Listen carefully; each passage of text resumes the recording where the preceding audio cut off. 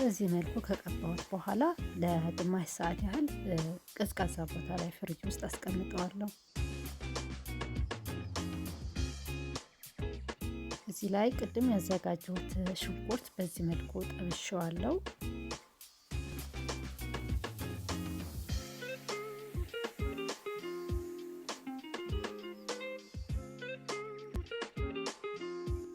አሁን እዚህ ላይ ያዘጋጀሁት ሽንኩርት የጠበስኩት እና ቲማቲም፣ ነጭ ሽንኩርት፣ ቃሪያ አንድ ላይ በመጨመር እፈጨዋለሁ።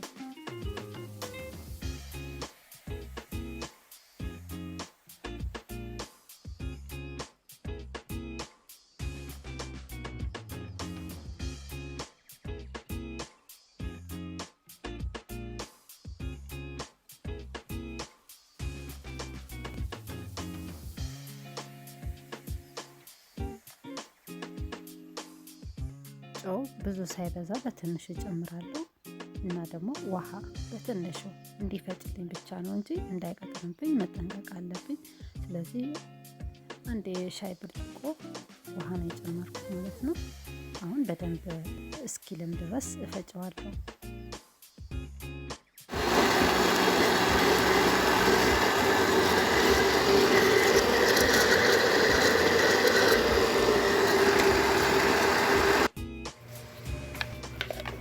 በዚህ መልኩ ከፈጨሁት በኋላ ወፍራም ነው ያለው አሁን።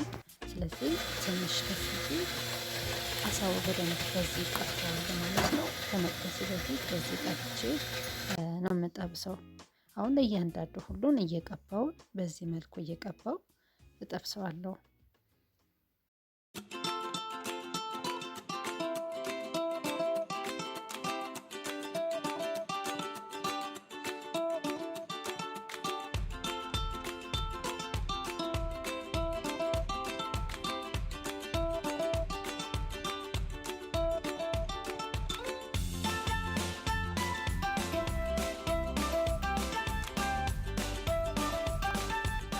አሁን እዚህ ላይ ዘይት ተዘጋጅቻለሁ አሳው ለመጥበስ ማለት ነው።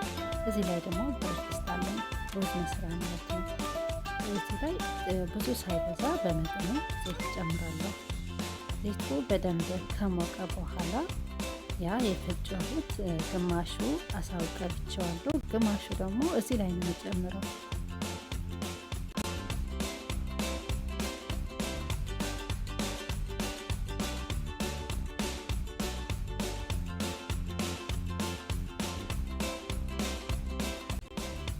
በዚህ መልኩ ከጨመርኩኝ በኋላ ለ10 ወይም ለ15 ደቂቃ በደንብ አብስለዋለሁ ማለት ነው። ውሃ አልጨምርም፣ እንዲሁ በዚሁ በዘይት ብቻ ይበስላል።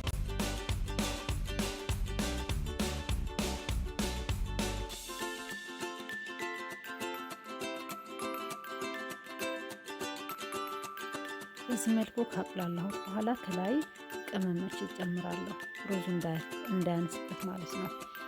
የጨመርኩት ቅመሞችን የተደባለቀ ቀረፋ ወረቅ ጨምራለሁ ማለት ነው። አሁን ያጠብኩት ሩዝ እጨምራለሁ። አጥቤ በአንድ ወገን አስቀምጬው ነበር። እንግዲህ ጨምሬዋለሁ። አሁን የፈላ ውሃ ከላይ ጨምራለሁ፣ ማብሰል ማለት ነው።